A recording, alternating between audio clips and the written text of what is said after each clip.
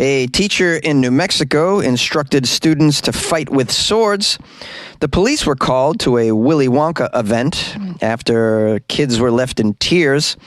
And a Republican in Missouri wants to bring back dueling. These are the weird stories for Thursday on Weird AF News, the only daily weird news podcast hosted by a comedian inside a closet. I got 3 weird news segments from around the world for you. Let's go. According to a lawsuit, a teacher brought out swords and instructed the students to fight. Hey, man, the first rule of Sword Club is you don't talk about the Sword Club, man. Why are you talking about Sword Club, man? We got to keep this thing on the DL so we can keep Sword Club going, man. The story's out of New Mexico. You know, some schools in the U.S. want to hand guns to the teachers. Imagine if it was guns instead of swords, guys. All right, maybe we shouldn't hand guns to the teachers because they're conducting sword fights in classrooms. They're conducting Fight Club in classrooms, as I've also covered on this podcast. You can't trust these teachers over here. Public school, man, it's a rough go. I'm grateful every day that I survived it. It says here, it's a decision that has parents wondering, what was she thinking after a lawsuit claims that a teacher brought swords to school to have students fight one another in the classroom. It also claims it was caught on camera. Oh, caught on camera. There's a camera in the classroom and you still have Sword Club. Are you okay, lady? Or guy, whoever did this? The family of a student who was injured by one of the swords is suing, obviously. Swords hurt. After all, what did you expect? Now, this article says, instead of hearing a teacher's lesson in chemistry class, they say they heard swords clinking as students took each other on in a makeshift classroom arena, all at the instruction of their chemistry teacher. I'm surprised to hear that it was a chemistry teacher. Yeah, if he said history.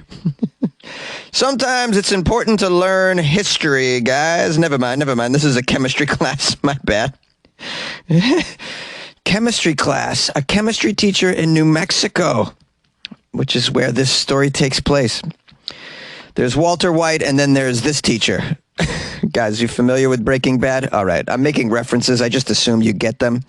I shouldn't make such assumptions. By the way, never would have expected this from a chemistry teacher. Physical education teacher? Absolutely. My gym teacher was off his rocker. Wouldn't have been surprised at all if he had us wailing away with katanas. Or perhaps a substitute teacher. You know, I don't even know what they do. Now, all of this took place in a school called Volcano Vista. Volcano High Schools. Sounds like a badass place. Of course they're going to have Sword Fight Club in Volcano High School. If kids didn't fight to the death in Volcano High School, I'd question it. This sounds like a school for supervillains, honestly, where they train kids to be supervillains, teach them, like, how to conduct long monologues about their evil plans. And then we'll release 20,000 killer hornets. You get an A. Now, we have further details from Jessica Hernandez, who is the lawyer representing one of the students that got injured.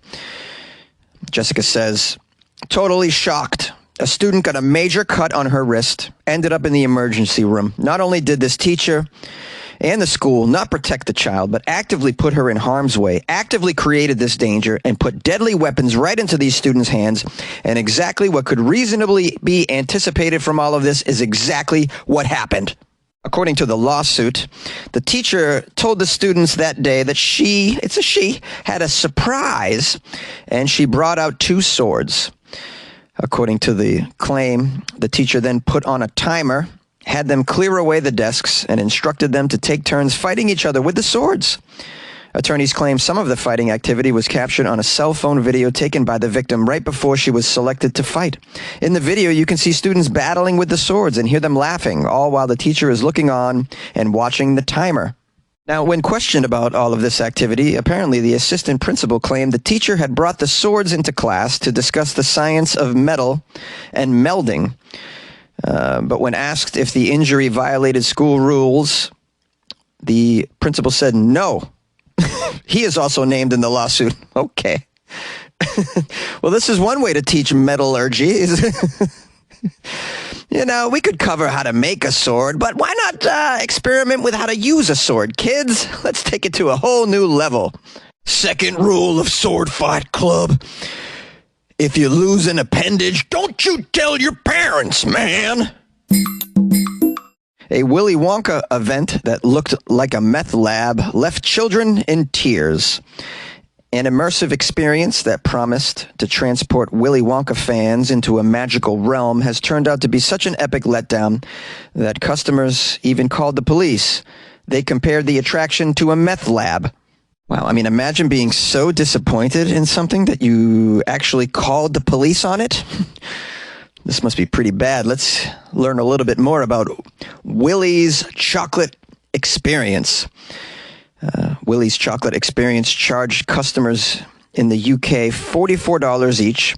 The attraction was not officially affiliated with the Warner Brothers movie Wonka, though the event's marketing came as close as possible to suggesting it was based on author Roald Dahl's creation. The ad copy invited fans to journey to, quote, a universe where confectionery dreams are brought to life. This includes a, quote, mind-expanding projection, optical marvels, and exhibits that transport you into the realm of creativity and wondrous creations and enchanting surprises at every turn. Now, it says here the organizers of this event apparently used artificial intelligence to generate promotional images for their website that suggested a very high-quality Willy Wonka-type attraction. It looked just like the immersive and trippy Wonka-esque world that the ad copy promised, but the result was somewhat different, and ticket buyers needed pure imagination to think it looked anything like a fantastical chocolate factory. Apparently, customers, meaning families basically, and children, showed up to find a sparsely decorated warehouse with a scattering of plastic props, a very small bouncy castle, and some backdrops pinned against the walls. It says here, Scotland police were even called to the scene. The event was shut down, and parents said their children were left in tears. All the event lacked was a man in a top hat telling customers, "You get nothing! You lose! Good day, sir!" Now, I had to jump into the photos from this event, and it's pretty sad. It looks like a kind of an empty cafeteria. There's some what looks like cups of Gatorade on a table, some terrible posters, and a small bouncy castle. And then I had to check out the website, and it does have a lot of very enticing AI-generated images of what looks like a wonderful chocolate land. But then apparently the person used AI to write the descriptions on here, and there's some spelling mistakes that were left in here. For instance, it says the word catcagating, which I think is supposed to say captivating. Catcagating. Karchi tons. I don't know what Karchi tons are.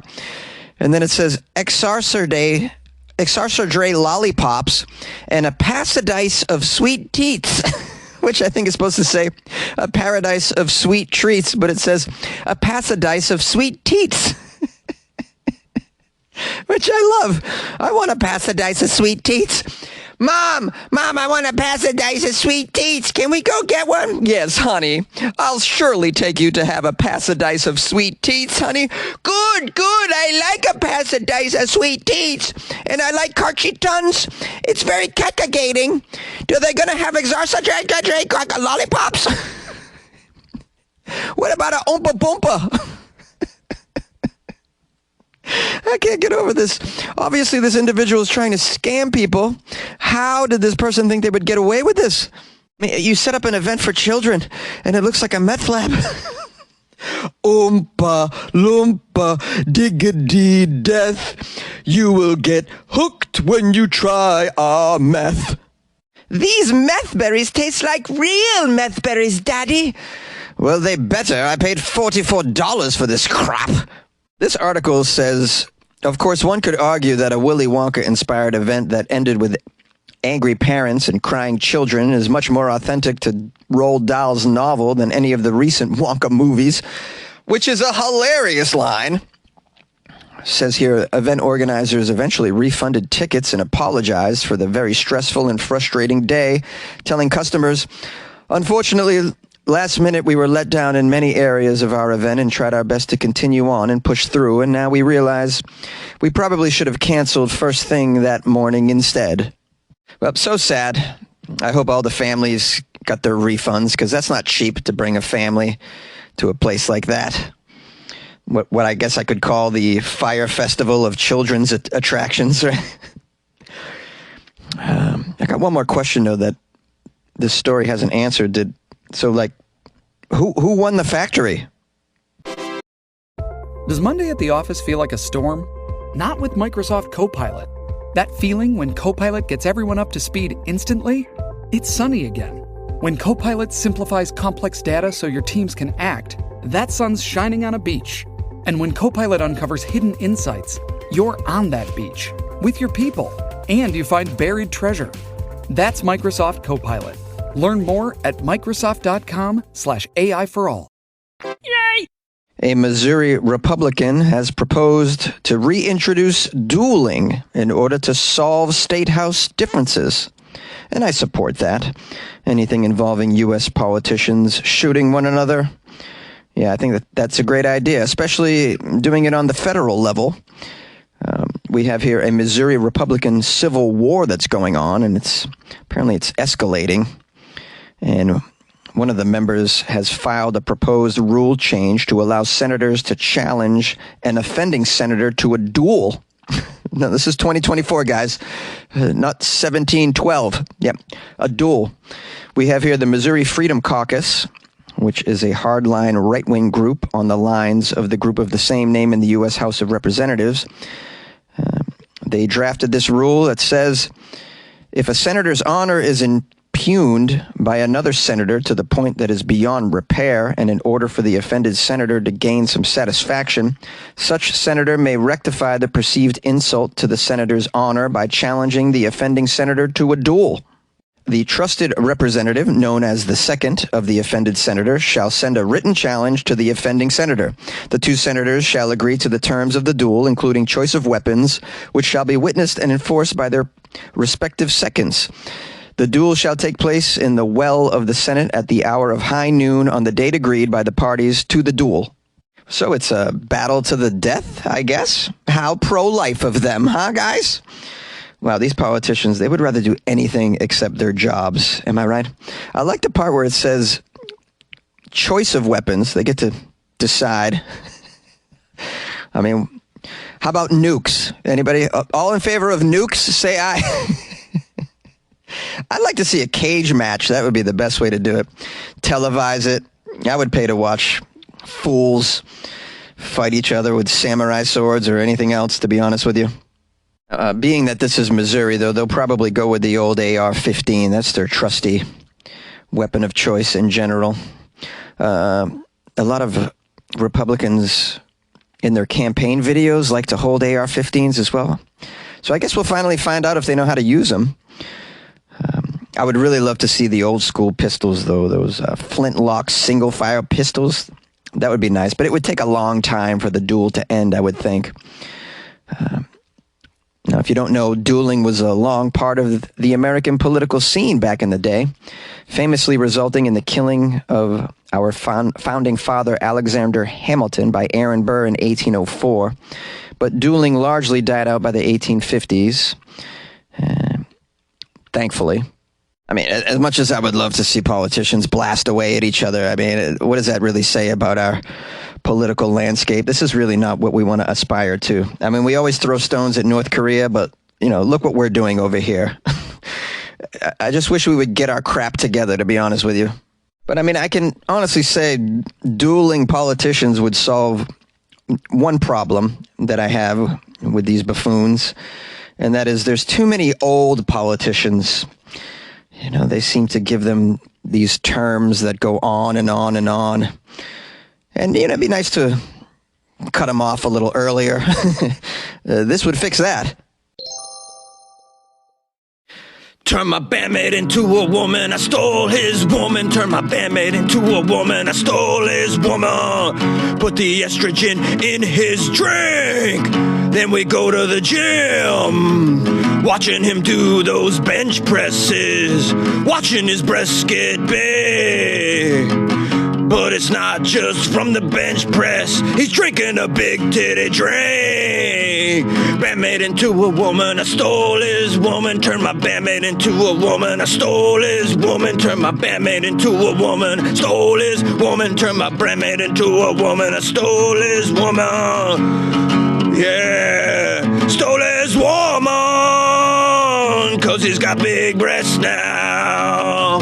I stole his woman. Yay!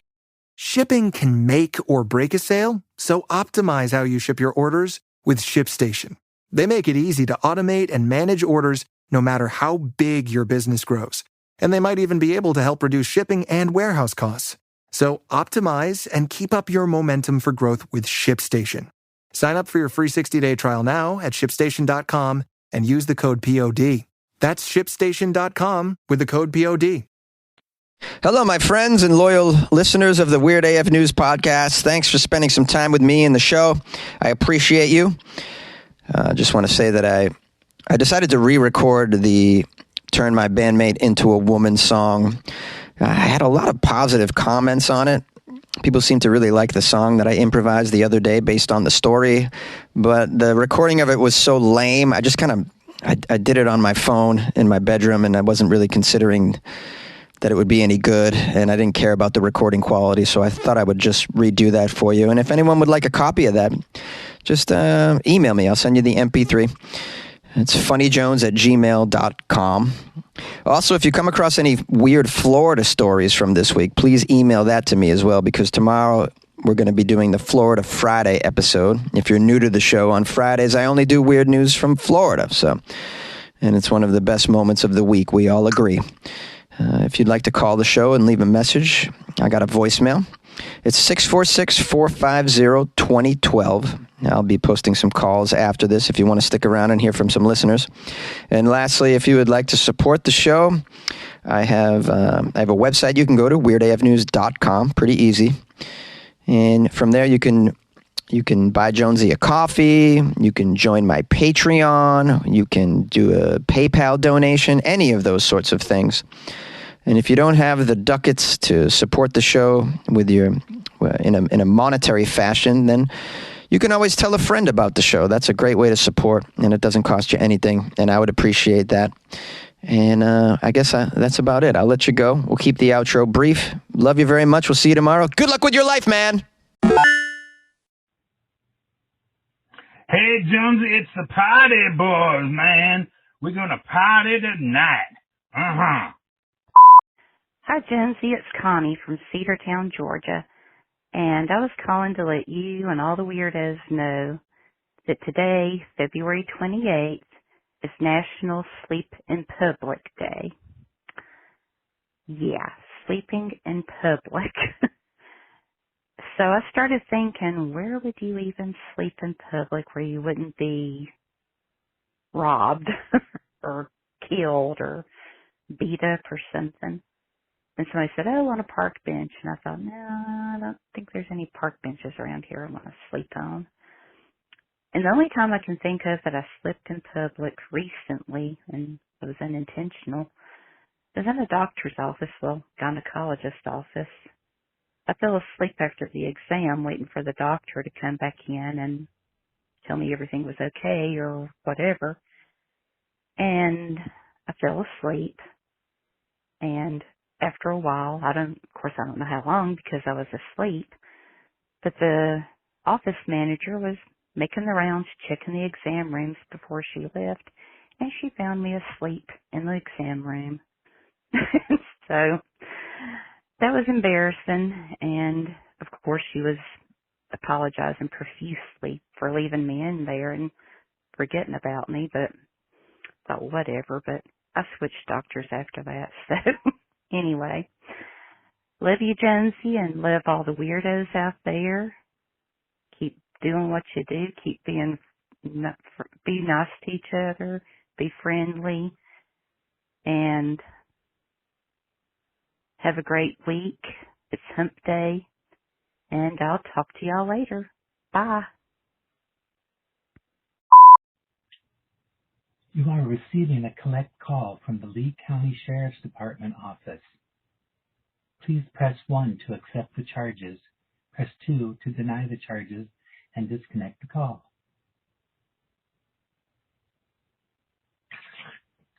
Hey, Jonesy, thanks a lot for taking the charges, man, for this call. I appreciate you taking this because I heard you on the podcast. This is John White from Florida speaking, and me and my wife, Sammy, we got ourselves apparently into some kind of trouble we didn't know was a problem at all, but you talked about it, and it seems like there's some sort of problem with some filming that we did of some family activities. I mean, we just did what other people do. You know, we see this on Facebook all the time, people posting pictures of their family with their pets, their dogs, their cats. You know, they got their hamsters or their pet snake. And that's all we did was just post some family-friendly photos on there. So, you know, it all kind of all starts back when one night Sammy and we were in bed and we were having some private time, and, you know, we took some stuff to bed like some whipped cream and some strawberries and some chocolate sauce and some peanut butter, and we were kind of playing around with them in bed, and I guess there was some peanut butter left over on a little place we were kind of using it as some lubricant, and I guess there was some left over on her. She didn't get cleaned off, and the next day she's laying on the couch taking a nap. And our dog Buddy, the golden retriever, came right up and he just started sniffing around and started licking like crazy. Turns out if you use peanut butter, you can get a dog to lick just about anything. And things just, you know, kind of grew from there, if you know what I mean. And so we were just experimenting, and Buddy, he's a good old boy. And I gotta say, there were no animals harmed in the making of this movie. Now, Buddy was the only one that's big enough to, you know, interest my wife. The other ones are smaller dogs. But Buddy was not harmed in any way. And, you know, this was like him coming sniffing around, and he started the whole thing off. So, I mean, he's a good boy. He's a good boy. He's not looking for trouble. So, Jonesy, I just have to defend Buddy and our reputations, and I thank you for the time for taking this call. Hey, Jonesy, I just wanted to start off with a disclaimer by saying that everything in this voicemail is a joke. So here we go. Oh my God. I'm an angry Florida woman. Oh my God. I don't know what to do. I feel triggered. I feel so triggered by Weird AF News. I'm hearing all this news about my state. I'm hearing about statues being stolen. I'm hearing about a kid carjacking his grandma and apologizing for it. I hear just an acorn and a police officer shooting a car with a guy inside it while the acorn. It's like, oh.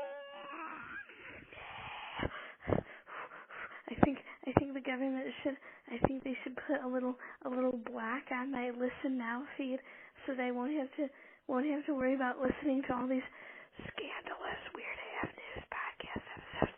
And I think that they should ban me. They should ban me from browsing podcasts that have inappropriate content like Weird AF News. Oh, 'cause I feel so triggered, you know. I mean, I would like to sue the creator, even though he's just, you know, very independent and he's just one person. There's nobody else on his team.